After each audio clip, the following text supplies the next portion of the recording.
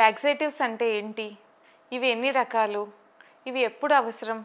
Prescription లేకుండా laxatives వాడొచ్చా?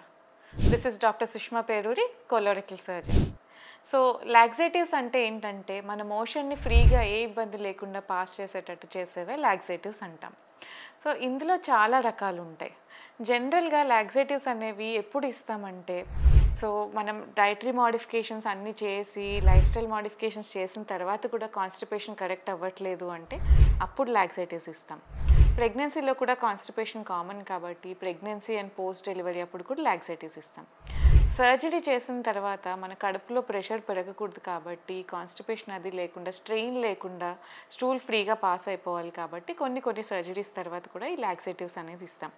ఒక్కొక్కసారి కొన్ని మెడికేషన్స్కి కాన్స్టిపేషన్ అనేది సైడ్ ఎఫెక్ట్లా ఉంటుంది. సో అలాంటి మెడికేషన్స్ తప్పనిసరిగా వాడాల్సి వచ్చినప్పుడు దాంతోపాటు ఈ లాక్సేటివ్స్ అనేవి యాడ్ చేస్తాం. ఇందులో చాలా రకాలు ఉంటాయి. సో మెయిన్ టైప్స్ ఏంటి అంటే first thing bulk farming laxatives. ఈ బల్క్ ఫార్మింగ్ లాక్సేటివ్స్ ఏంటంటే మోస్ట్లీ ఫైబర్ సప్లిమెంట్స్. చాలామందికి సిలియం, ఇస్ఫాగ్లా ఇవన్నీ తెలిసే ఉంటాయి. సో ఇవి ఏం చేస్తాయంటే మన మోషన్లోకి వెళ్ళి మన మోషన్ సైజ్ ఇంక్రీజ్ చేసి మన రెక్టమ్ని స్టిమ్యులేట్ చేసి మోషన్ ఫ్రీగా పాస్ అయ్యేటట్టు చేస్తాయన్నమాట. బల్క్ ఫార్మింగ్ పేరులోనే బల్క్ అని ఉంది కాబట్టి అవి మన మోషన్ బల్క్ని ఇంక్రీజ్ చేస్తాయి. నెక్స్ట్ గ్రూప్ ఆఫ్ లాక్సేటివ్స్ ఏంటంటే ఆస్మోటిక్ లాక్సేటివ్స్. ఆస్మోటిక్ లాక్సేటివ్స్ ఏంటంటే ఇవి మన మోషన్లోకి వెళ్ళి వాటర్ని అబ్జార్బ్ చేసి మోషన్ ఈజీగా సాఫ్ట్ అయ్యి ఈజీగా పాస్ అయ్యేటట్టు చేస్తాయి.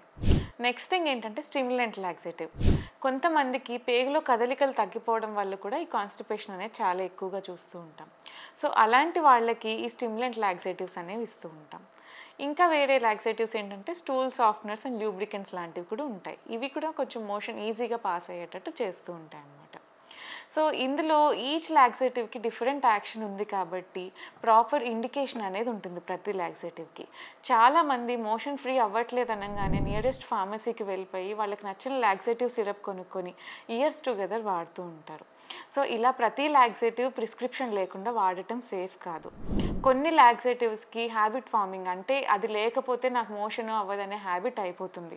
ప్రతి టైప్ ఆఫ్ లాక్సేటివ్కి ఏది ఎంత డ్యూరేషన్ వాడాలి, ఏ కంప్లైంట్కి ఇది వాడాలనే ఇండికేషన్స్ ఉంటాయి.